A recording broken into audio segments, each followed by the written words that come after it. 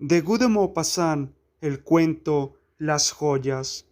El señor Lantin, tras conocer a aquella muchacha en una velada, en casa de su subjefe de oficina, quedó tan cautivado de amor como si hubiera sido atrapado en una red. Era hija de un recaudador de provincias, muerto hacía varios años. A continuación, se había establecido en París con su madre, que frecuentaba algunas familias burguesas de su barrio con la esperanza de encontrarle marido a la joven. Eran pobres y honradas, tranquilas y agradables. La muchacha parecía el modelo perfecto de mujer honesta a la que un joven sensato sueña confiar su vida. Su modesta belleza poseía el encanto de un pudor angélico, y la imperceptible sonrisa que nunca abandonaba sus labios parecía un reflejo de su corazón. Todos cantaban sus alabanzas, todos los que la conocían repetían sin cesar: dichoso el que se la lleve, imposible encontrar a una mejor.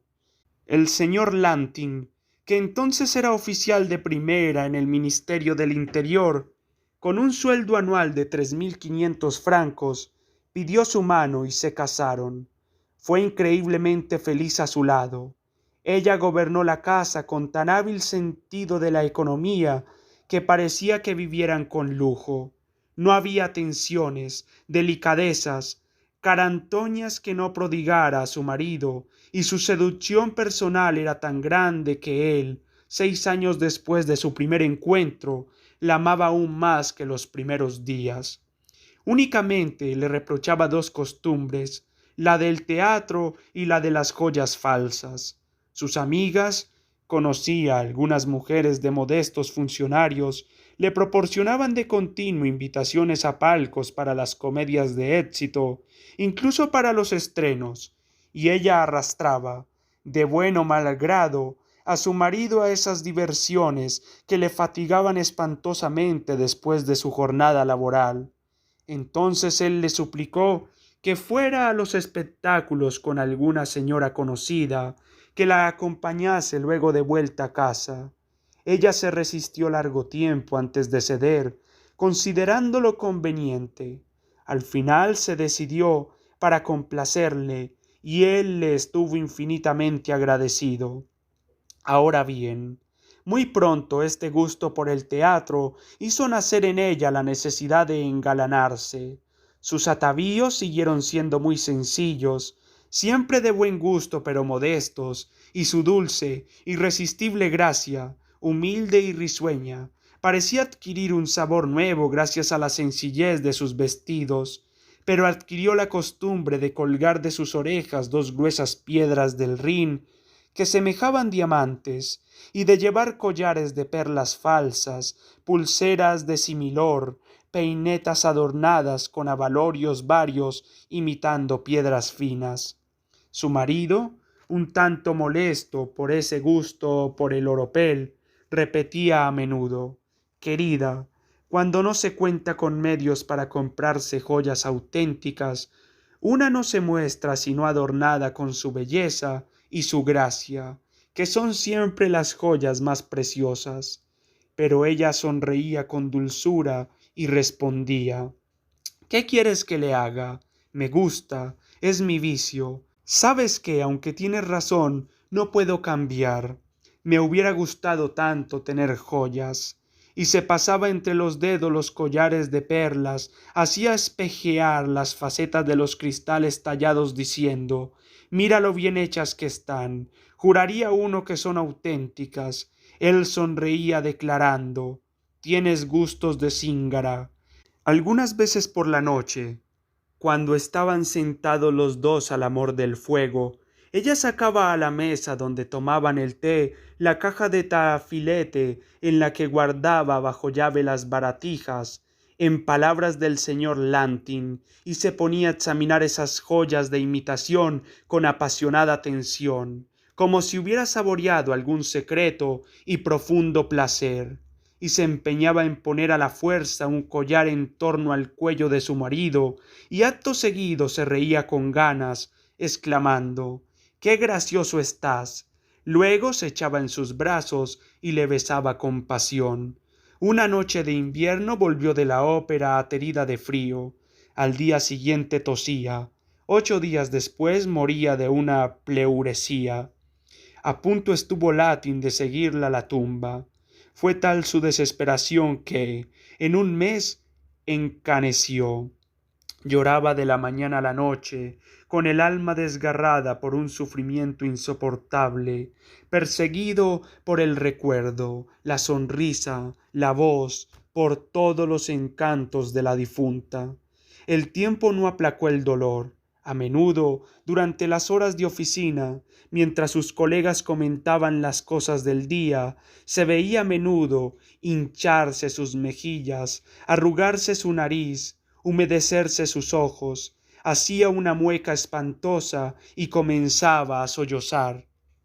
Había dejado intacta la habitación de su compañera y se encerraba allí todos los días para pensar en ella, y todos los muebles, sus mismos vestidos seguían estando en su sitio tal como se encontraban en su último día.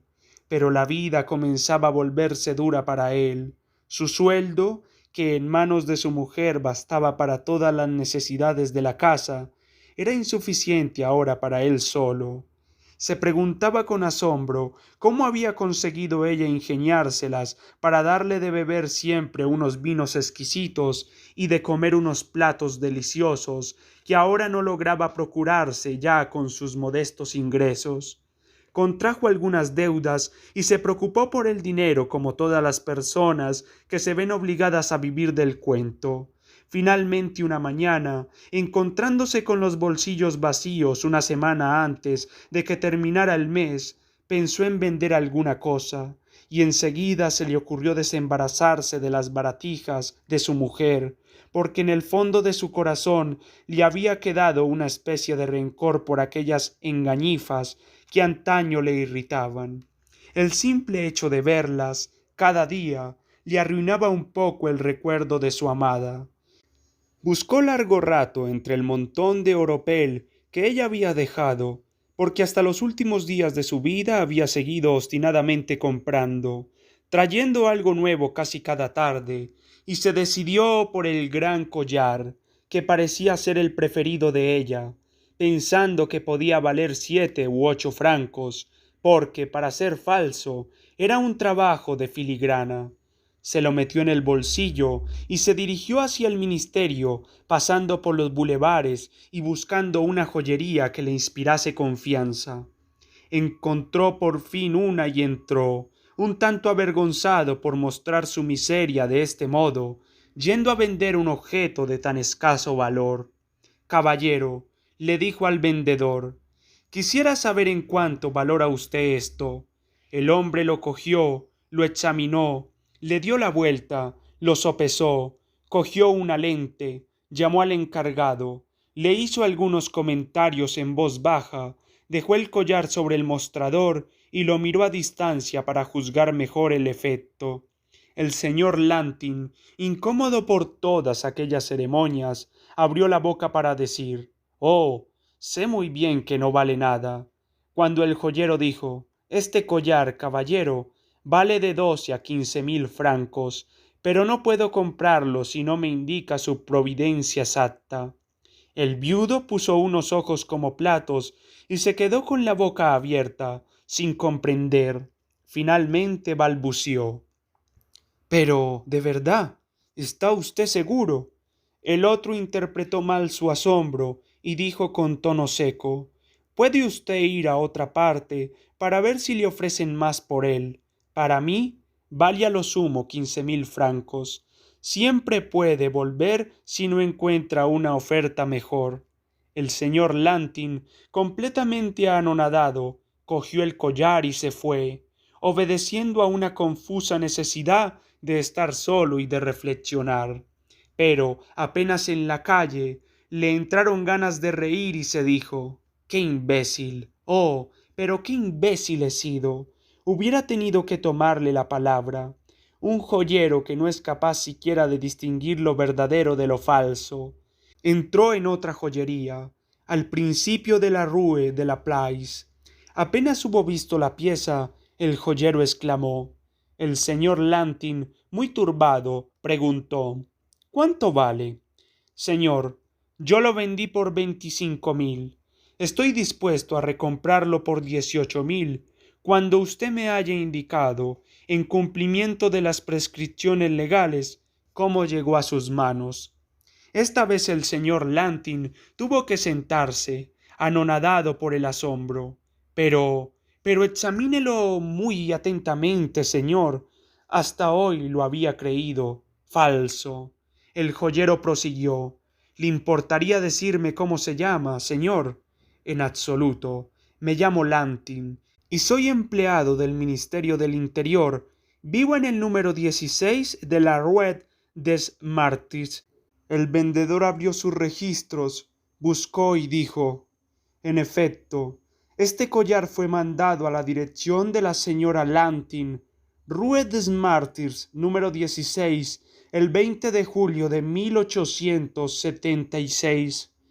Y los dos hombres se miraron a los ojos, el funcionario trastornado por la sorpresa, el joyero oliéndose un ladrón. Este último añadió: ¿Puede dejármelo solo por 24 horas? Le hago un resguardo. El señor Lantin balbució: Sí, sí, por supuesto. Y salió con la hojita, que dobló y se guardó en el bolsillo.